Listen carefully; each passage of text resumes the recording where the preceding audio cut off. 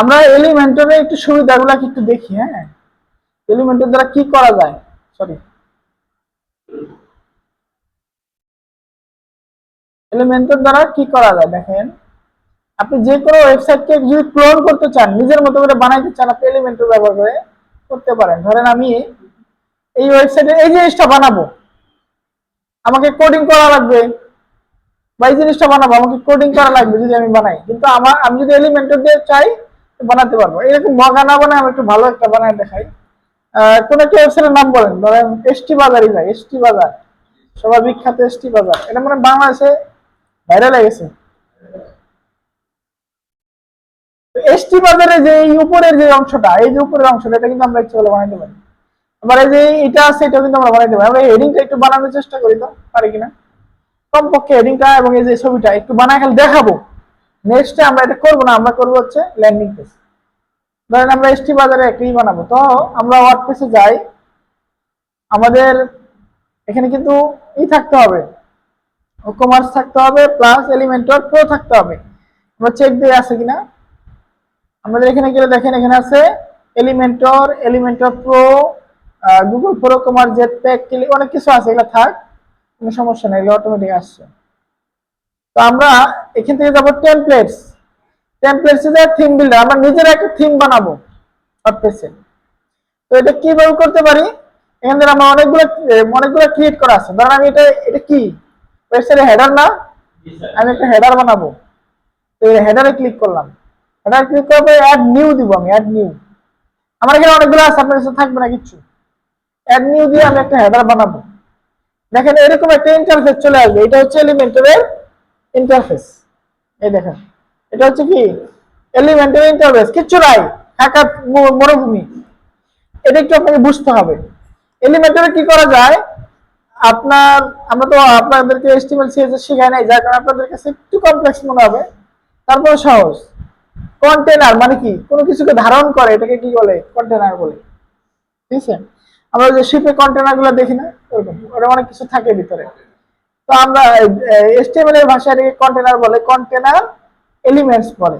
Deep, এটা হচ্ছে container element, deep এগুলো আমরা দেখছি, আমরা তো জানি, অনেকে জানি।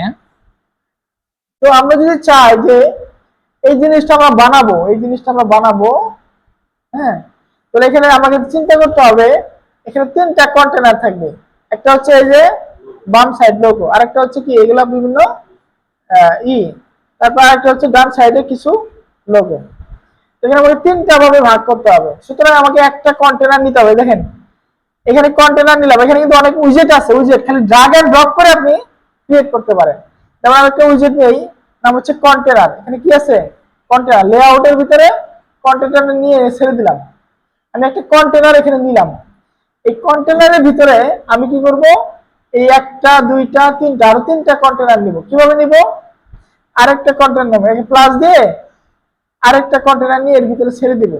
ছেড়ে দেওয়ার পরে এটাকে আমরা ডুপ্লিকেট করব, ভিতরে কন্টেনারকে দেখেন এখানে কিন্তু স্ট্রাকচার আসতেছে। আমরা প্রথমে একটা কন্টেনার নিলাম, তার ভিতরে আরেকটা কন্টেনার নিলাম, এই কন্টেনারটাকে আমরা ধরে ডুপ্লিকেট করে দিব। একটা করলাম, তিনটা করলাম, আমরা কিন্তু তিনটা কন্টেনার দরকার আমাদের। তো আমরা মূল কন্টেনারটাকে সিলেক্ট করব, সিলেক্ট থাকা অবস্থায় লেআউটে গিয়ে আমরা যদি এখানে ডাইরেকশনটাকে হরিজন্টাল করে দিই, তাহলে পাশাপাশি চলে আসবে। দেখছেন সিম্পলি পাশাপাশি চলে আসছে। এখন এটার ভিতরে আমরা কি করব, লোগোটা অ্যাড করব। তো এখানে আমরা ক্লিক করব, অর্থাৎ এখানে ক্লিক করা মানে কি, এই যে ফার্স্ট কন্টেনারটাকে ক্লিক করা, এরপর প্লাস করে আমরা একটা লোগো দিব। ধরুন আমরা একটা ইমেজ আনবো, ইমেজ দেখে সার্চ দেন, ইমেজ চলে আসবে। ইমেজটা নিয়ে এখানে ছেড়ে দেন, ওকে। এখানে একটা ইমেজ সিলেক্ট করেন, একবারে ড্র্যাগ এন্ড ড্রপ করেন। আমরা ধরেন স্টিমারের ইমেজটা নিয়ে আসি,